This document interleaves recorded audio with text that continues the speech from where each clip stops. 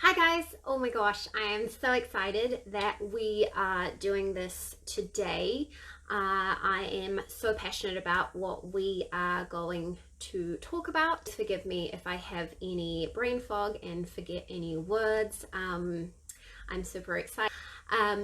If you are new here, I am Melissa. I am really pleased to meet you if you are new or if you are tuning in to live for the first time. I'm so happy that you're here. I am a mama, a fibrofighter, a coach, and a yoga teacher. My passions include natural health and well-being, yoga, meditation, and helping you to get the tools and the support and the hope that just didn't exist when I started my journey over 10 years ago. So I've had to do everything myself. I've done all the research, I've done all the trial and error. I've never really had that support, so I'm trying to provide that to you from the beginning, I hope. That's my aim. We're going to talk about the central nervous system, the central nervous system overactivation and the symptoms of that, why we should care about it, and how we can start to manage it. So a lot of research is suggesting that fibromyalgia is the result of central nervous system dysfunction. And specifically an overactive nervous system, so stressing and exhausting the brain. There's actually quite a lot of research over it. In the handout I've got some links to further research, so you can go and look at that if you're research minded. But having lived with fibromyalgia for over 15 years, I'd be inclined to agree with that theory.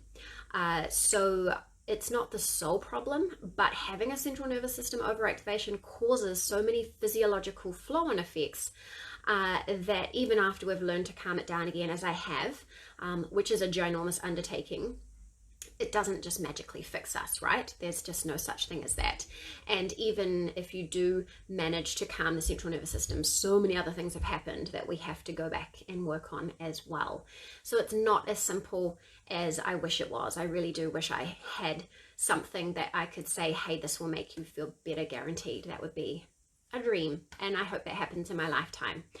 But anyway, so what is it like to have a central nervous system overactivation, or to be basically having that switch flipped? So it's a bit like our brain gets flipped. So there's a switch in our brain, this is the theory, that it gets flipped from some kind of trauma.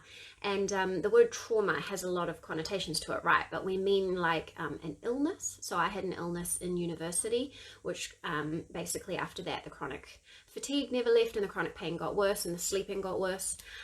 Childbirth, that can often bring it on for some people, experiencing abuse or neglect of some kind, especially in childhood, experiencing a natural disaster, any of those kinds of things where you feel powerless and the power is taken away from you is kind of like a trauma.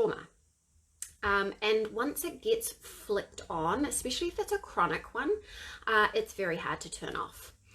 So what's the simplest way to put it? We are too often in fight or flight mode. So we struggle to activate the rest and digest mode. We kind of need a balance of both. So we need to be able to relax, but we also need to kind of get going if we need to. And that balance is what's off for us. But who knows what these are? Have you heard of these? Is this new information? Put like a little emoji with your hand raising, or put a question mark in the comments if you don't know.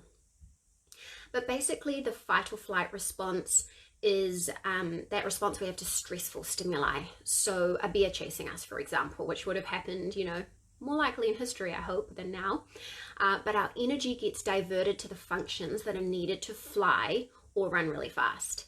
So we experience that belly full of butterflies on crack. We feel shaky, anxious, fearful, and all of our energy and all of our functions are diverted to those things that are needed to help us run. So it's not focused on digestion or calming down or any of that sort of thing. And we kind of have that stuck. So that's happening a lot, all the time, especially to stresses that don't require that kind of response. Whereas the rest and digest response is that delicious restful feeling when we're totally relaxed. So like during a good gentle massage, or during a restorative yoga pose, or when we are deep breathing, or when you have a hug with someone you love, or someone does something really nice for you. You know that nice feeling? That's kind of the opposite of the fight or flight mode, and that's what we struggle to get into.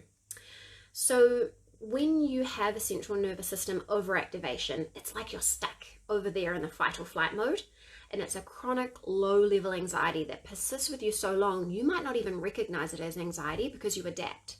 For years, I didn't realize what I was experiencing was anxiety.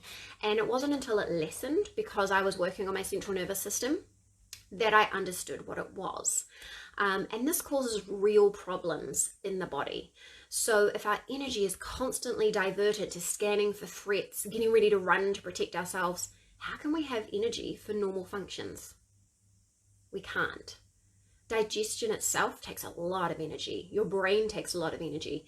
Being unable to drop into deep sleep because our brain's watching for threats, even more energy is drained and even more problems are caused. When we are constantly not getting enough sleep, a lot of bad things happen, right? We all know this. We all deal with insomnia. Basically, it is a big, vicious cycle. But here's the thing. It isn't just us.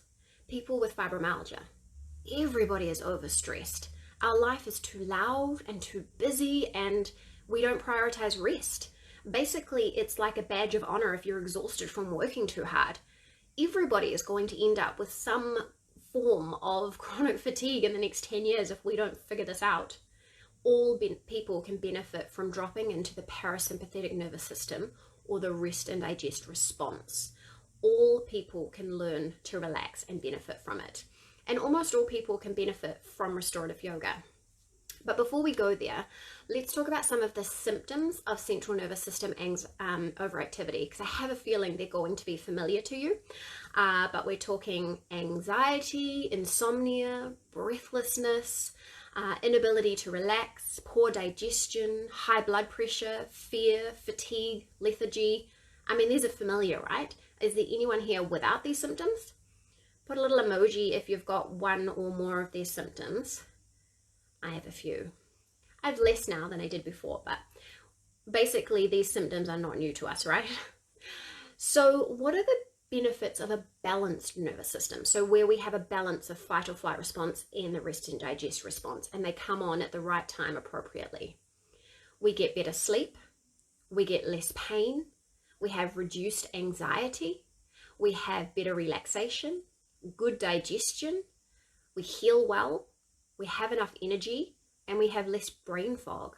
Yes, please to all of these, right? I mean, any one of these would be amazing for us to experience an improvement in, right? So this is the juicy question. How do we treat an overactivated nervous system?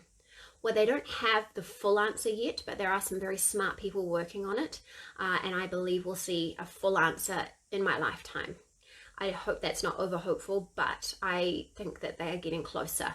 But in the meantime, what we can do ourselves is rest, sleep, and I know that's easier said than done, gentle breathing, mindfulness, restorative yoga, and removal of the perpetuating factors. Now, from personal experience, I can tell you it is not a quick fix. We all know that. None of this is a quick fix, right? I have meditated, I've done yoga, I've worked on my sleep, I've removed myself from perpetuating factors as best as I can, and it's still a work in progress. And although my central nervous system is much calmer, I'm not magically healed. But with my whole of life plan in place, including a heavy amount of the above treatments, particularly a lot of yoga, a lot of breathing, a lot of meditation, I am much better. So much better. And this is why I am focusing on the central nervous system, because for so long I was waiting for someone to help me with sleep, right? But if the doctors are not willing to help us with sleep, we haven't got a lot of options in our arsenal. But these are the things we can do ourselves, and that's why I'm so excited about it, right? We can learn to breathe well, we can meditate, we can practice yoga. We can do these things ourselves anytime, anywhere we like. And that's why I'm so excited and why I'm so passionate and why you're hearing me go on and on about it, because anything we can do to help ourselves is exciting. It's going to improve our quality of life.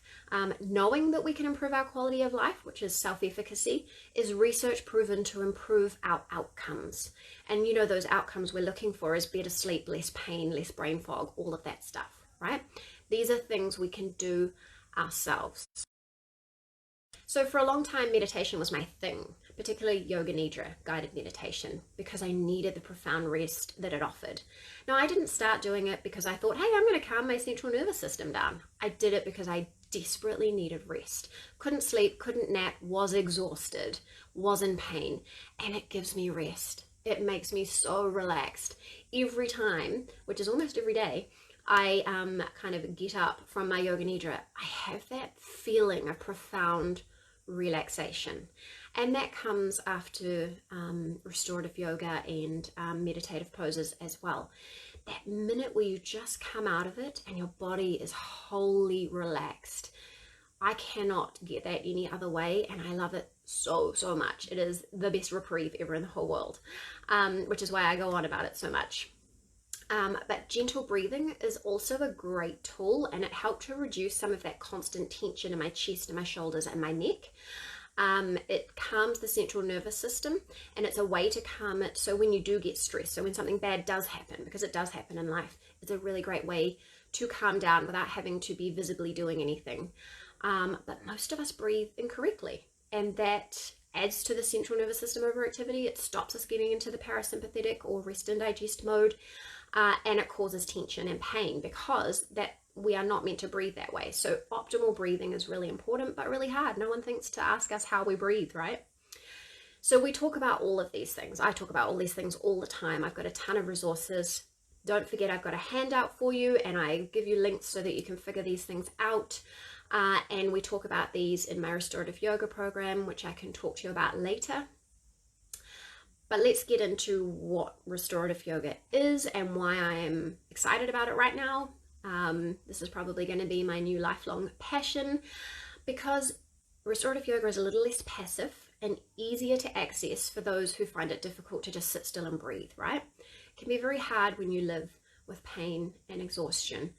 Very hard to just sit there and be with your body. So meditation can be a very difficult thing to start with. So restorative yoga is a really nice blend of the active and the passive, and brings it all together. It is an amazing blend of breathing, calming, stretching, and meditation. It's kind of everything in one. So what are the benefits of restorative yoga? It enhances flexibility. It's total relaxation of body and mind. It gets you into the parasympathetic nervous system, or the rest and digest mode. It improves our capacity for healing. It balances the central nervous system. So remember the things that we talked about that we get when we balance the central nervous system, like improved sleep, better rest, decreased pain, all those sorts of things. And it helps us to tune into our body, because quite often when we are living at odds with our body, when we are kind of fighting our body because it causes so much pain, we get a bit disconnected. But we actually really need to come back into our body, and it gives us a really nice way to do that. So what is restorative yoga? It's a big question, and a lot of people seem to get it confused with another type of yoga called yin yoga. Sometimes I look on YouTube and I see things called restorative yoga, but it's actually yin yoga. So restorative yoga is a passive practice which utilizes props, things like cushions and bolsters and blocks and books, to achieve total support. Yin yoga also holds the poses for longer than other traditions, which I think is where the confusion gets. In yin yoga, you hold it for around 5 minutes or so, but it's looking for a deep sensation. It's really looking for that stretch, and it's energetically more strenuous while still being relatively gentle. Whereas in restorative yoga, you have your props all around you, you relax, you surrender, you make a calm environment. So you might turn the lights low, you might have an eye pillow on, you might cover yourself with a blanket, you might have calming music, maybe essential oils if that's calming for you. And you just relax and release for 5 to 20 minutes. It really depends what you're practicing for, whether you're trying to focus on a specific area, whether you just want to rest, whether you're getting ready for bed, but that's generally what it is a completely relaxing passive practice. It was actually created by a well-known yoga teacher specifically for people with illness or injury.